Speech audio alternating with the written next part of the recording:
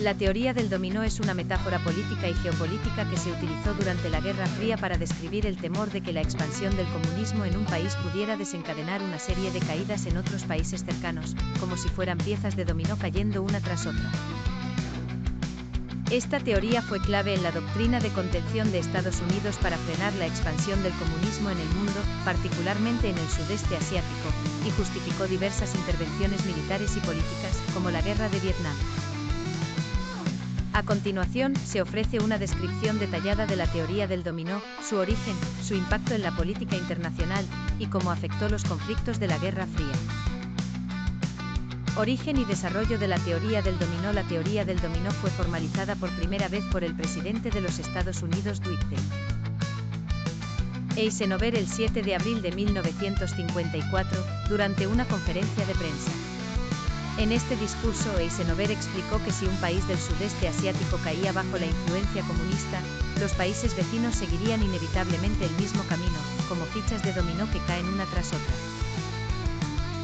El contexto de la teoría del dominó surge en medio de la Guerra Fría, 1947 a 1991, cuando el mundo estaba dividido entre dos bloques, Occidente liderado por los Estados Unidos y sus aliados, promoviendo la democracia liberal y el capitalismo.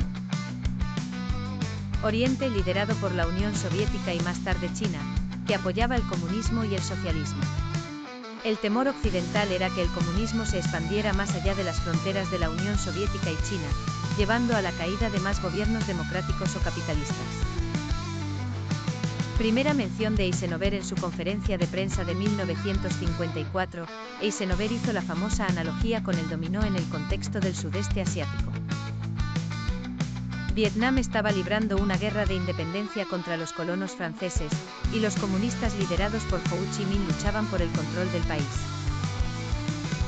El gobierno de Estados Unidos temía que si Vietnam caía en manos comunistas, otros países del sudeste asiático, como Laos, Camboya, Tailandia, Birmania, actual Myanmar, y Malasia, seguirían inevitablemente el mismo camino. Eisenhower explicó que la pérdida de Indochina, de Vietnam, Laos y Camboya sería seguida rápidamente por la caída de otras naciones asiáticas, como fichas de dominó que caen una tras otra. Esta metáfora consolidó la política de contención como una prioridad en la política exterior estadounidense. Antecedentes de la Guerra Fría. La teoría del dominó tiene sus raíces en el auge del comunismo tras la Segunda Guerra Mundial, 1939 a 1945.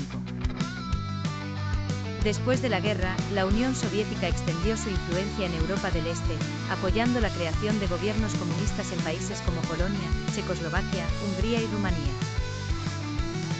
Estados Unidos temía que esta expansión comunista continuara y llegara a más partes del mundo, incluida Asia, África y América Latina.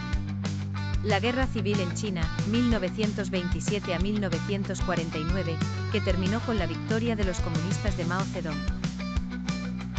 Y la Guerra de Corea, 1950 a 1953, en la que las fuerzas comunistas del norte intentaron invadir el sur, reforzaron la percepción de que el comunismo estaba en expansión constante.